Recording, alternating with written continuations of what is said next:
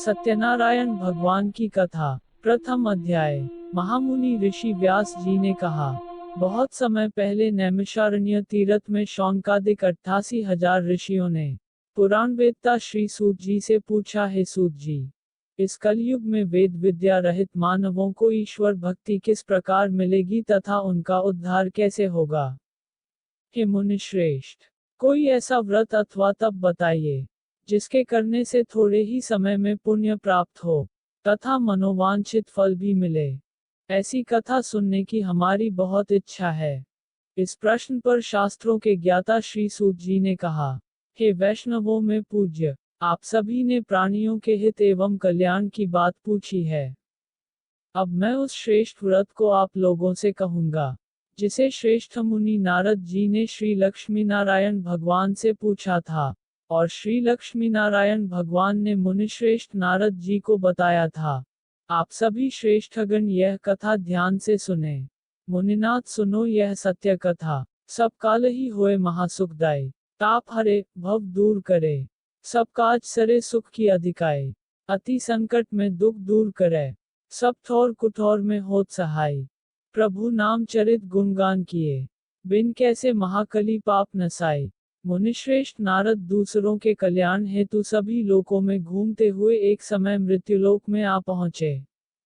यहाँ बहुत सी योनियों में जन्मे प्रायः सभी मनुष्यों को अपने कर्मानुसार अनेक कष्टों से पीड़ित देखकर उन्होंने विचार किया कि किस यत्न के करने से निश्चय ही प्राणियों के कष्टों का निवारण हो सकेगा। मन में ऐसा विचार कर श्री नारद विष्णु लोक गए। वहां श्वेतवर्ण और 4 भुजाओं वाले देवों के ईश नारायण को, जिनके हाथों में शंख चक्र गदा और पद्म थे तथा वरमाला पहने हुए थे, को देखकर उनकी स्तुति करने लगे।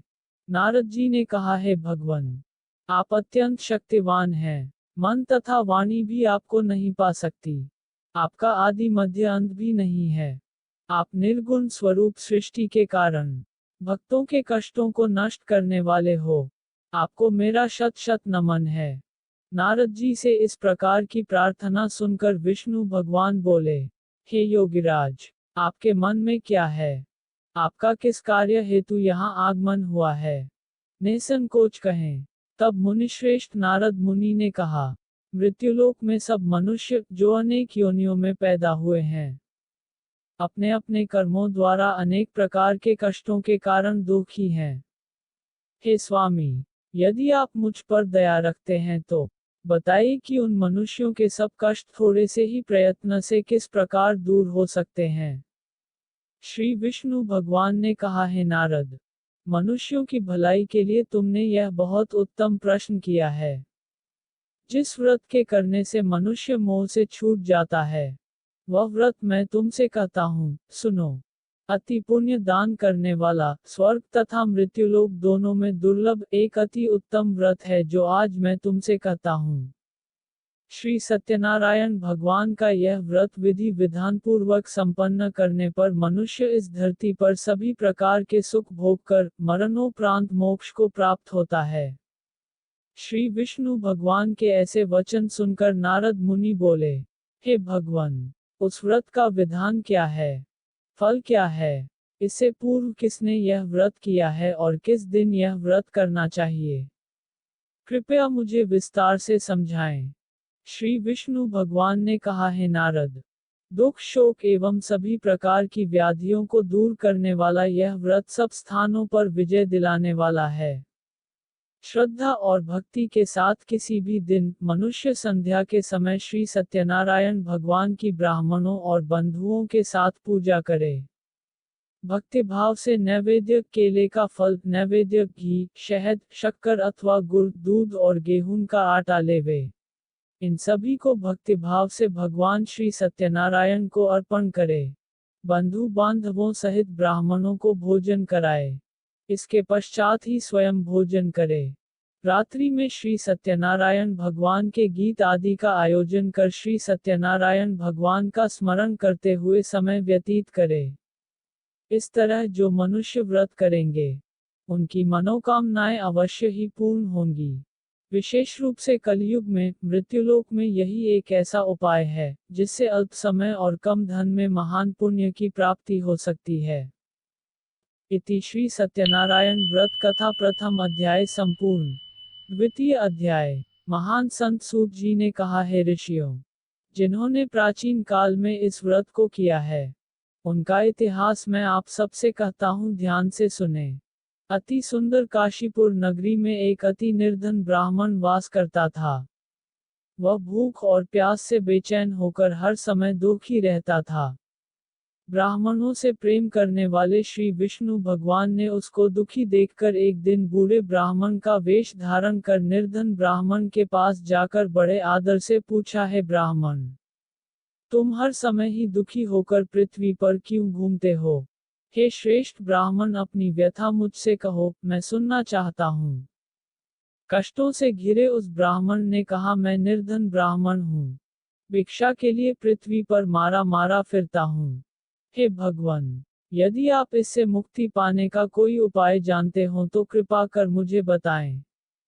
वृद्ध ब्राह्मण का रूप धारण किए हुए श्री विष्णु भगवान तब बोले, हे ब्राह्मण, श्री सत्यनारायण भगवान मनोवांछित फल देने वाले हैं, इसलिए तुम उनका विधिपूर्वक पूजन करो, जिसके करने से मनुष्य सब दुखों से मुक्त हो जाता है। दरिद्र ब्राह्मण को व्रत का संपूर्ण विधान बतलाकर बूढ़े ब्राह्मण का रूप धरे श्री सत्यनारायण भगवान अंतर्ध्यान हो गए। वृद्ध ब्राह्मण ने जिस व्रत को बतलाया है, मैं उसको अवश्य विधि विधान सहित करूंगा, ऐसा निश्चय कर वह दरिद्र ब्राह्मण घर चला गया। परंतु उस रात ब्राह्मण को नींद नहीं आई। अगले दिन वह जल्दी उठा और श्री सत्यनारायण भगवान का व्रत करने का निश्चय कर भिक्षा मांगने के लिए चल दिया। उस दिन उसको भिक्षा में अधिक धन मिला, जिससे उसने पूजा का सब सामान खरीदा और घर आकर अपने बंधु बांधवों के साथ विधिपूर्वक भगवान श्री सत्यनारायण का व्रत किया। इसके करने से वह गरीब ब्राह्मण सब कष्टों से छूटकर अति धनवान हो गया। उस समय से वह ब्राह्मण हर मास व्रत करने लगा। सत्यनारायण भगवान के व्रत को जो शास्त्र विधि के अनुसार श्रद्धापूर्वक करेगा, वह सब कष्टों से छूटकर मोक्ष प्राप्त करेगा। जो भी मनुष्य श्री सत्यनारायण भगवान का व्रत करेगा, वह सब कष्टों से छूट जाएगा। इस तरह नारद जी से सत्यनारायण भगवान का कहा हुआ यह व्रत मैंने तुमसे कहा। हे श्रेष्ठ ब्राह्मणों, अब आप और क्या सुनना चाहते हैं, मुझसे कहें। तब ऋषियों ने कहा, है मुनीश्वर, संसार में इस विप्र से सुनकर किस किस ने इस व्रत को किया, हम सब सुनना चाहते हैं। मुनियों से ऐसा सुनकर श्री सूत जी ने कहा, है मुनिगण, जिस जिस प्राणी ने इस व्रत को किया है, उन सब की कथा सुनो। एक समय वह धनी ब्राह्मण बंधु बांधवों के साथ शास्त्र विधि के अनुसार अपने घर पर श्री सत्यनारायण भगवान का व्रत कर रहा था। उसी समय एक लकड़ी बेचने वाला बूढ़ा व्यक्ति वहां आया। उसने सिर पर रखा लकड़ियों का गट्ठर बाहर रख दिया और ब्राह्मण के मकान में चला गया। प्यास से बेचैन लकड़हारे ने विप्र को व्रत करते देखा। वह प्यास को भूल गया। उसने विप्र का अभिनंदन किया और पूछा, है ब्राह्मण, आप यह किसका पूजन कर रहे हैं? इस व्रत को करने से क्या फल मिलता है? कृपा कर मुझे बताएं। तब उस ब्राह्मण ने कहा, सब इच्छाओं को पूर्ण करने वाला यह श्री सत्यनारायण भगवान का व्रत है। इनकी ही कृपा से मेरे यहाँ धन एवं ऐश्वर्य का आगमन हुआ है। ब्राह्मण से इस व्रत के बारे में जानकर वह लकड़हारा अत्यंत प्रसन्न हुआ। भगवान का चरणामृत लेकर और भोजन करने के पश्चात वह अपने घर को चला गया। और फिर अगले दिन लकड़हारे ने अपने मन में निश्चय किया कि आज गांव में लकड़ी बेचने से जो धन मिलेगा, उसी से भगवान सत्यनारायण का श्रेष्ठ व्रत करूंगा। मन में ऐसा विचार कर वह लकड़हारा लकड़ियों का गट्ठर अपने सिर पर रखकर जिस नगर में धनवान लोग रहते थे, ऐसे सुंदर नगर में गया। उस दिन उसे उन लकड़ियों का दाम पहले दिनों से चौगुन मिला। तब वह बूढ़ा लकड़हारा बहुत प्रसन्न होकर पके केले, शक्कर, शहद, घी, दूध, दही और गेहूं का चूर्ण इत्यादि श्री सत्यनारायण भगवान के व्रत की सभी सामग्री लेकर अपने घर आया।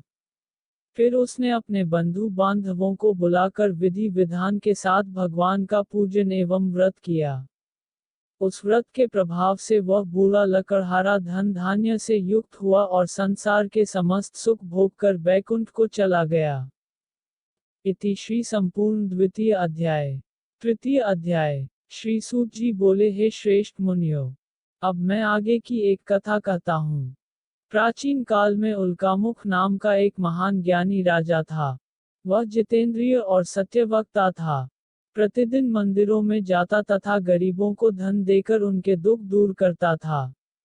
उसकी पत्नी कमल के समान सुंदर मुख वाली और सती साध्वी थी। एक दिन भद्रशिला नदी के तट पर वे दोनों विधि विधान सहित श्री सत्यनारायण भगवान का व्रत कर रहे थे।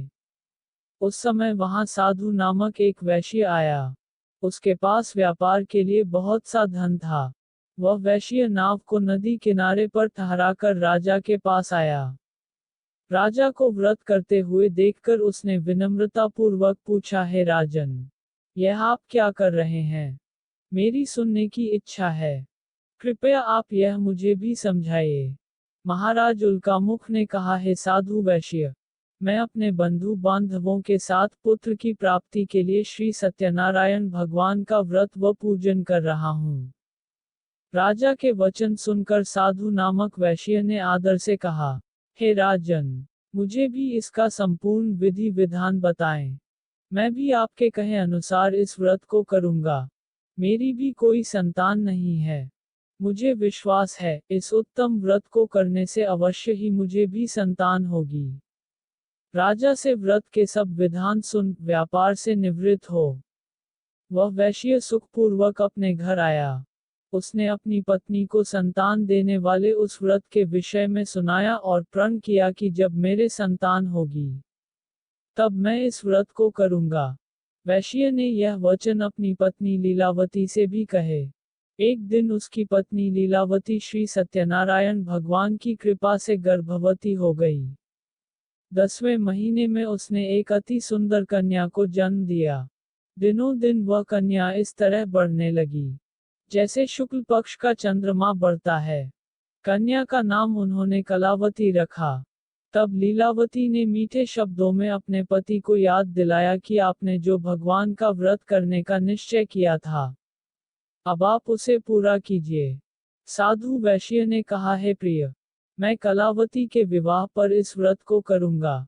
इस प्रकार अपनी पत्नी को आश्वासन दे वह व्यापार करने विदेश चला गया। कलावती पितृगृह में वृद्धि को प्राप्त हो गई।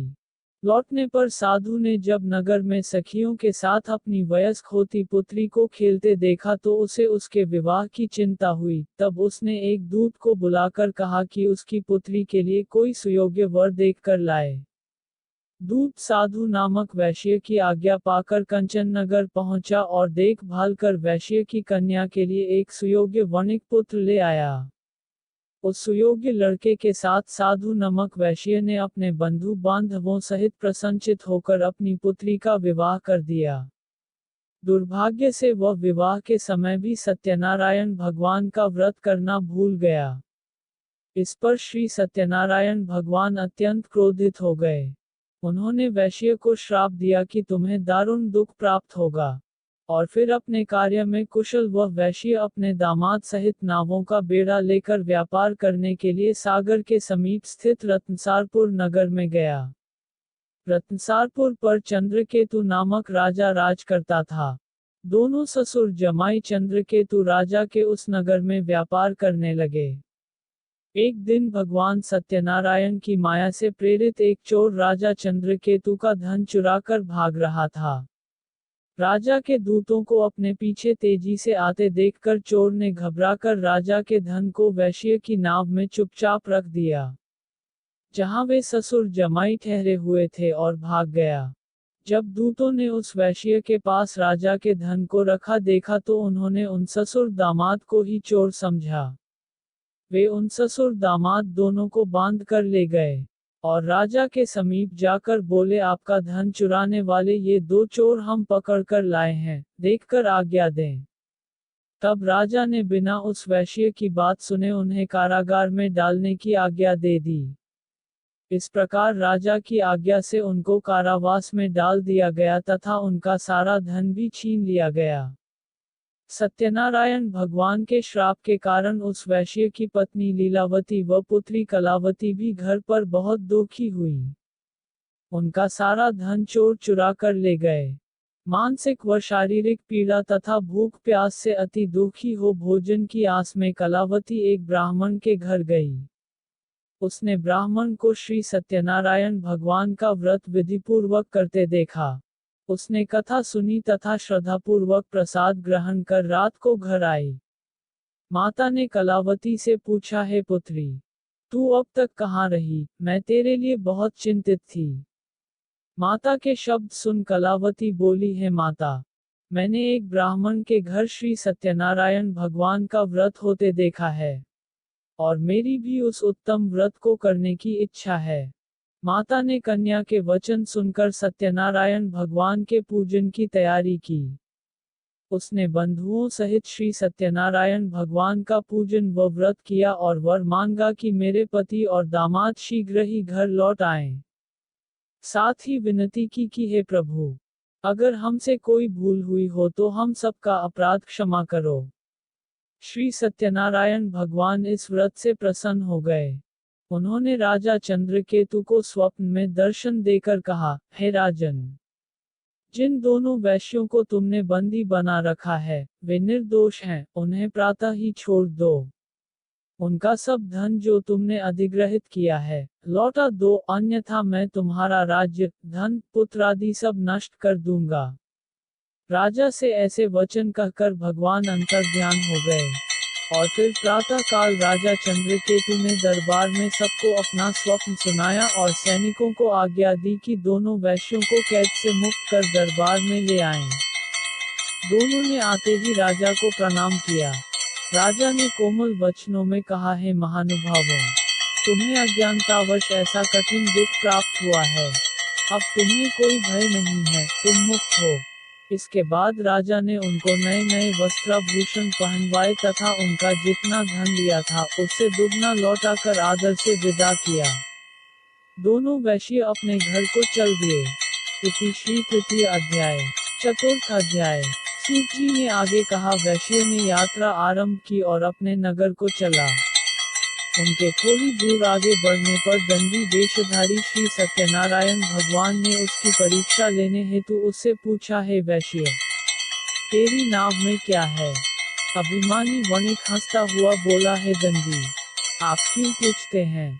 क्या धन लेने की कामना है? मेरी नाव में तो बेल के पत्ते भरे हैं। वैश्य के ऐसे वचन सुनकर दंडी वेशधारी श्री सत्यनारायण भगवान बोले, तुम्हारा वचन सत्य हो। ऐसा कहकर वे वहां से चले गए और कुछ दूर जाकर समुद्र के तट पर बैठ गए। दंडी महाराज के जाने के पश्चात वैश्य ने नित्य क्रिया से निवृत्त होने के बाद नाव को ऊंची उठी देखकर अचंभा किया तथा नाव में बेलपत्ते आदि देखकर मूर्छित हो जमीन पर गिर पड़ा। मूर्छा खुलने पर अति शोक करने लगा। तब उसके दामाद ने कहा, आप शोक न करें, यह दंडी महाराज का श्राप है, अतः हमें उनकी शरण में ही चलना चाहिए, वही हमारे दुखों का अंत करेंगे। दामाद के वचन सुनकर वह वैश्य दंडी भगवान के पास पहुंचा और अत्यंत भक्तिभाव से पश्चाताप करते हुए बोला, मैंने जो आपसे असत्य वचन कहे थे उनके लिए मुझे क्षमा करें। ऐसा कहकर वह शोकातुर हो रोने लगा। तब दंडी भगवान बोले, हे वणिक पुत्र, मेरी आज्ञा से ही बार बार तुझे दुख कष्ट प्राप्त हुआ है, तू मेरी पूजा से विमुख हुआ है। तब उस वैश्य ने कहा, हे भगवान, आपकी माया को ब्रह्मा आदि देवता भी नहीं जान पाते, तब मैं मूर्ख भला कैसे जान सकता हूँ। आप प्रसन्न होइए, मैं अपनी क्षमता अनुसार आपकी पूजा करूँगा। मेरी रक्षा कीजिए और मेरी नौक को पहले के समान धन से परिपूर्ण कर दीजिए। उसके भक्ति से परिपूर्ण वचन सुनकर श्री सत्यनारायण भगवान प्रसन्न हो गए और उसकी इच्छानुसार वर देकर अंतर्ध्यान हो गए। तब ससुर व दामाद दोनों ने नाव पर आकर देखा कि नाव धन से परिपूर्ण है। फिर वह विधि विधान से भगवान सत्यनारायण का पूजन कर साथियों सहित अपने नगर को चला। जब वह अपने नगर के निकट पहुंचा तब उसने एक दूत को अपने घर भेजा। दूत ने साधु नामक वैश्य के घर जाकर उसकी पत्नी को नमस्कार किया और कहा, आपके पति अपने जमाता सहित इस नगर में समीप आ गए हैं। लीलावती और उसकी कन्या कलावती उस समय भगवान का पूजन कर रही थी। दूत का वचन सुनकर साधु की पत्नी ने बड़े हर्ष के साथ सत्यनारायण भगवान का पूजन पूर्ण किया और अपनी पुत्री से कहा, मैं अपने पति के दर्शन को जाती हूँ, तो पूजन पूर्ण कर शीघ्र आ जाना। परंतु कलावती पूजन एवं प्रसाद छोड़कर अपने पति के दर्शन के लिए चली गई। पूजन एवं प्रसाद की अवज्ञा के कारण भगवान सत्यनारायण ने रुष्ट हो उसके पति को नाव सहित पानी में डुबो दिया। कलावती अपने पति को न पाकर रोती हुई जमीन पर गिर पड़ी।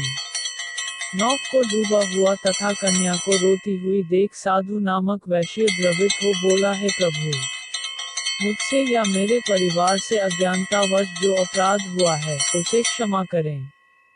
उसके ऐसे वचन सुनकर सत्यदेव भगवान प्रसन्न हो गए। आकाशवाणी हुई, हे वैश्य, तेरी पुत्री मेरा प्रसाद छोड़कर आई है, इसलिए इसका पति अदृश्य हुआ है। यदि वह घर जाकर प्रसाद ग्रहण कर लौटे तो इसे इसका पति अवश्य मिलेगा। आकाशवाणी सुनकर कलावती ने घर पहुंचकर प्रसाद ग्रहण किया और फिर आकर अपने पति को पूर्व रूप में पाकर वह अति प्रसन्न हुई तथा उसने अपने पति के दर्शन किए। तत्पश्चात साधु वैश्य ने वहीं बंधु बांधवों सहित सत्यदेव का विधिपूर्वक पूजन किया। वह इस लोक के सभी प्रकार के सुख भोग कर अंत में मोक्ष को प्राप्त हुआ। इति श्री सत्यनारायण व्रत कथा चतुर्थ अध्याय संपूर्ण। पंचम अध्याय। श्री सूत जी बोले, हे ऋषिगण, मैं एक और कथा कहता हूँ, आप सभी ध्यान से सुनो। सदा प्रजा के लिए चिंतित तुंगध्वज नाम का एक राजा था। उसने भगवान सत्यनारायण का प्रसाद त्याग कर बहुत कष्ट पाया। एक समय राजा वन में वन्य पशुओं को मारकर बड़ के वृक्ष के नीचे आया। वहां उसने ग्वालों को भक्ति भाव से बंधु बांधवों सहित श्री सत्यनारायण जी का पूजन करते देखा। परंतु राजा देखकर भी अभिमान के कारण न तो वहां गया और न ही सत्यदेव भगवान को नमस्कार ही किया। जब ग्वालों ने भगवान का प्रसाद उसके सामने रखा तो वह प्रसाद छोड़कर अपने नगर को चला गया। नगर में पहुंचकर उसने देखा कि उसका सारा राज्य नष्ट हो गया है। वह समझ गया कि यह सब भगवान सत्यदेव ने रुष्ट होकर किया है। तब वह वन में वापस आया और ग्वालों के समीप जाकर विधिपूर्वक पूजन कर प्रसाद ग्रहण किया तो सत्यनारायण की कृपा से सब कुछ पहले जैसा ही हो गया और लंबे समय तक सुख भोग कर मरणोपरांत वह मोक्ष को प्राप्त हुआ।